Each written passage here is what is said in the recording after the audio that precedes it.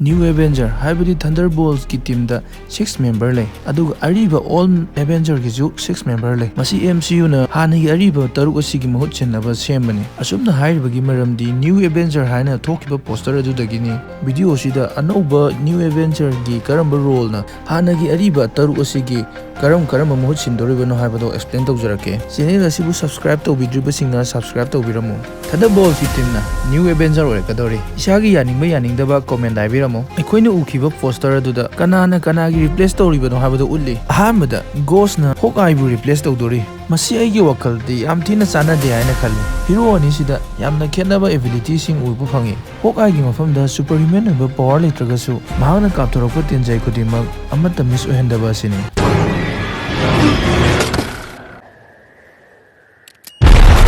Erodu ki machinda karigumba technology khara hapchanduna yeknabu maithiba pinabu honabani amaromda Ghost mahaki ability di Hawkeye dagi pura top ne Cochrane oiba pochai jimu phawdukuna chatpa ngamba yeknabu singna yenglakpada transparent oina uhanba mahaki suit ki mateng ni ngamhale Hawkeye gi mahut sinbada khwaidi chanabase task master ni haina khale masina aigi wakalni adongi mosu haibiramu mathangda laibibo sina Red Guardian mahakna hakki mahut silibani karamna kamaina ohelibano di khangde hak physical strength pasana laiba Avengers singna yeknabana kankhalapko matamda hak yauri haina chawthokcharibani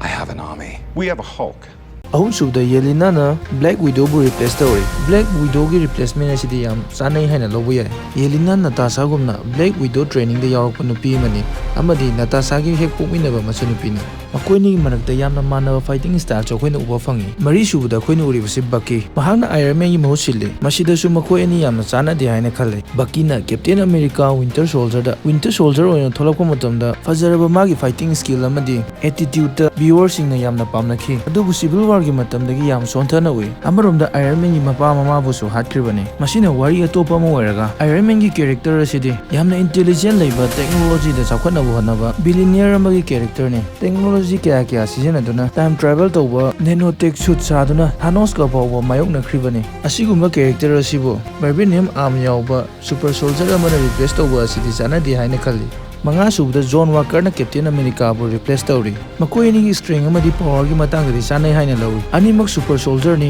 animak na chungoi ama bu habadi shield ama bu weapon oi ma oina sijenai adubu makoi ni gi manada baharaga Steve Rogers gi Captain America na Civil War gi arrow fight Iron Man gi helmet fudi thugai adubu mahang na mangta yan bagi mahuta arc reactor do ina yanki adubu John Walker gi Captain America de manaba ma halui haibagi de mahaki shield aduna nupa ma bu hatki adusu nupa aduna masa mathanda serenda adubu Steve nadi mahaki maru Bucky hatkra phawada Red Skull bu hatnaba honakide masina haibadi Steve na kaidongaida mahaki silna jangjaraglaba mi mada hatnaba honade haibane masida aina karigi dama Captain America gi kanda power da yamna natana character da explain torino hairagade masi character si oinabagi dama leadership quality chenba ma darkar lai habadu uningbagi ne aroibada Sentry na Thor gi mahut sili